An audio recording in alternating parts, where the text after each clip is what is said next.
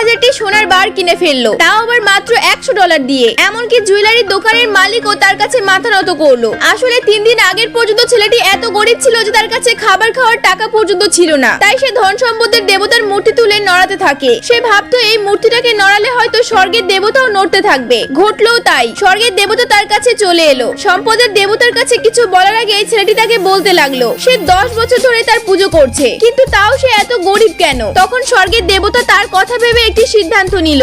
এক মুহূর্তের মধ্যে গোটা পৃথিবীকে একটা পরিবর্তন এনে দিল। সব জিনিসের দাম কয়েক হাজার গুণ কমিয়ে দিল। একটি প্রাইভেট জেটের মূল্য হলো কেবলমাত্র $300, একটি বড় জাহাজের মূল্য মাত্র $500। ছেলেটি তখন অনেক বড়লোক হয়ে গেল। তারপর ছেলেটি তার গার্লফ্রেন্ডের জন্য একটি গিফট কিনতে জুয়েলারি দোকানে গেল। দোকানের কর্মচারী তাকে দেখে ভাবলো অনেক গরিব, তাই তাকে বের করে দেওয়ার কথা ভাবছিল। ছেলেটি তখন একটি সোনার বারের দাম জিজ্ঞাসা করলো। কর্মচারী তাকে বলল এর দাম 2 সেন্ট, যদি নিতে না পারো তাহলে এক্ষুনি চলে যাও। ছেলেটি তখন একটি $100 নোট বের করলো। মেয়েটি অবাক হয়ে গেল। সঙ্গে সঙ্গে অ্যালার্ম বাজতে শুরু করলো। চারিদিক থেকে সিকিউরিটি গার্ড এসে দাঁড়ালো। মালিক এমন আচরণ করছিল যেন সে জীবনে কোনোদিন $100 নোট দেখেনি। তারপর ম্যাগনিফাইং গ্লাস দিয়ে নোটটিকে চেক করলো এবং তার কর্মচারীদেরকে সমস্ত সোনার বার প্যাক করে দিতে বলল। তারপর সেগুলো নিয়ে ছেলেটি তার গার্লফ্রেন্ডের কাছে গেল।